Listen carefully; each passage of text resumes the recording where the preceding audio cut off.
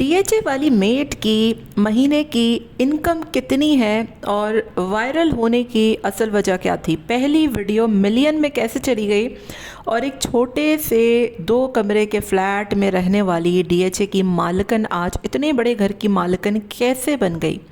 DHA वाली made और उसकी मालकिन की असल हकीकत क्या है, आज की इस वीडियो में आपको इन तमाम तर राज़ों से वाकिफ़ करेंगे। हेलो जी, अस्सलामु अलैकुम। आई होप कि आप सब बिल्कुल ठीक ठाक होंगे। अल्हम्दुलिल्लाह से मैं भी बिल्कुल ठीक ठाक हूँ। वीडियो स्टार्ट करने से पहले अपने चाहने वालों से रिक्वेस्ट है, हमारे चैनल को ज़रूर सब्सक्राइब कर दें और वीडियो को भी लाइक कर दीजिएगा। डीएचए वाली मेड जिसका असल नाम सहरिश है, उसके बारे में बहुत सी हकीकतें सामने आई हैं। चैनल्स की मालूमात के मुताबिक इस वक्त डीएचए वाली मेड महीने का 20 से 15 करोड़ रुपया आराम से कमा रही है।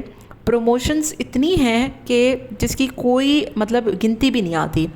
गोल्डन पर्ल इम्तियाज़, सोया सुप्रीम, नेस्ले, लू बिस्किट, हर चीज़, हता के बड़े बड़े जो ब्रांड्स हैं, डॉलेंस, पेल, हर चीज़ डीएचए वाली मेड की प्रमोशन की होती है।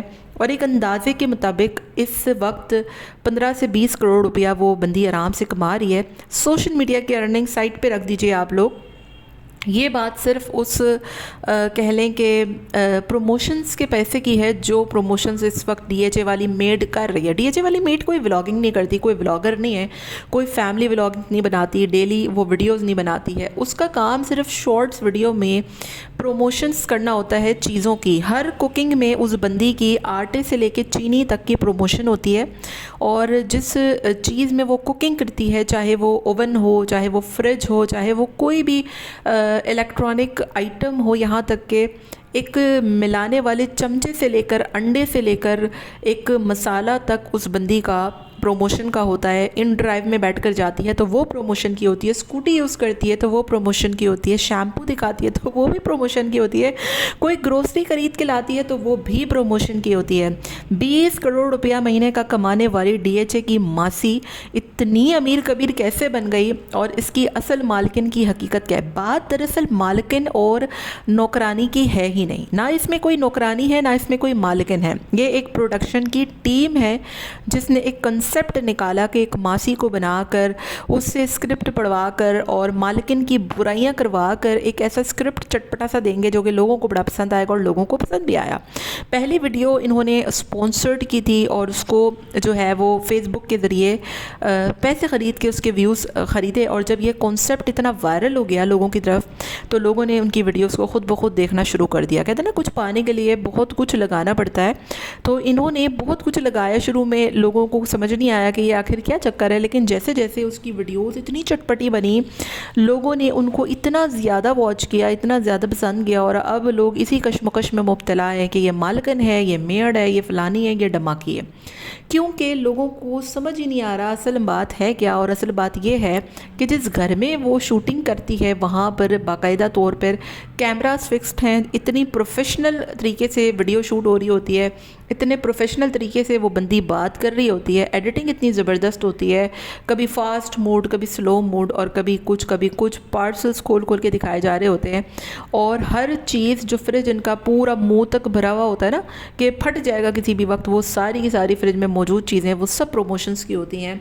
हत्ता कि अगर राशन बांटने के लिए भी कुछ दिखा रहे हैं तो वो ग्रोसरी तक प्रमोशन की है, मेकअप प्रमोशन का है, बाजी के जो पार्सल्स आ रहे हैं वो भी प्रमोशन के पीआर पैकेजेस हैं, वो कोई बाजी के पार्सल्स हैं ही नहीं। ठीक है, तो ये सारी बातें हैं जो कि आपको हैरान कर देंगी कि इस वक्त सबसे ज़्यादा प्रमोशंस और सबसे ज़्यादा ब्रांड्स के साथ काम करने वाली अगर इस वक्त पाकिस्तान में कोई यूट्यूबर है तो वो डकी नहीं है, रजब नहीं है, इकरा नहीं है, बल्कि डीएचए की मासी है, जिसने एक मासी ने बड़े बड़े लोगों के परखचे उड़ा दिए हैं और नाकों तले चने छुपवा दिए हैं। लोग हैरान हो गए कि भाई लोग इतनी मासी को इतनी प्रमोशन दे रहे हैं, इतना पसंद कर रहे हैं, इतना उसको सर पे बिठा रहे हैं, इतना उसको जो है वो लाइक फाइक बना दिया है। लोगों को समझ कोई नहीं आ रही है कि ये मासी है, ये मालकिन है, ये क्या है, ये क्या नहीं, क्योंकि यहाँ पर बात मासी और मालकिन से बहुत आगे की निकल चुकी है। बात की जाए डीएचए वाली मेड की तो उसका असली नाम सहरिश है और इसकी मालकिन जो कि एक छोटे से घर में एक 2 कमरे के फ्लैट में रहा करती थी।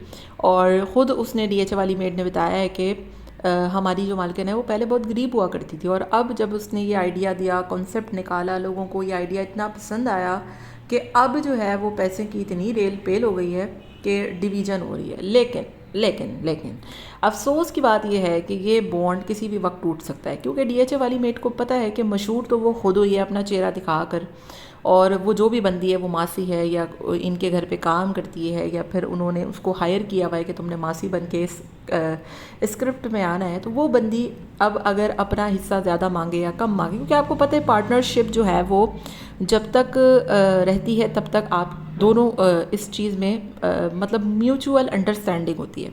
जिस दिन ये म्यूचुअल अंडरस्टैंडिंग बाजी और मासी की टूटी, तो ये डीएचए वाली मेड और ये जो कॉन्सेप्ट है उसने भी टूट जाना है और इस पूरे राज ने एक्सपोज्ड हो जाना है कि आखिर इसके पीछे वजह क्या थी। क्योंकि ये एक टीम वर्क है और ये टीम वर्क कभी भी किसी भी वक्त टूट सकता है। तो ये बड़ी अफसोसनाक बात है कि अगरचे तो ये टीम वर्क टूटता है तो फिर तो ये डीएचए वाली मेड का भी बड़ा गर्क हो जाना है, क्योंकि कोई भी काम उस वक्त तक तो ठीक रहता है जब तक आपकी म्यूचुअल अंडरस्टैंडिंग है, आपके मुतालबात पूरे हो रहे हैं। लेकिन जहाँ पर आपकी ज़रा सी मुखालफत हुई या फिर आप लोगों की अनबन हुई, तो फिर ये डीएचए वाली मेड का भी जो है वो बत्ता बैठ जाना है। बाकी आपका क्या ख्याल है, मुझे कमेंट में आपने ज़रूर बताना है।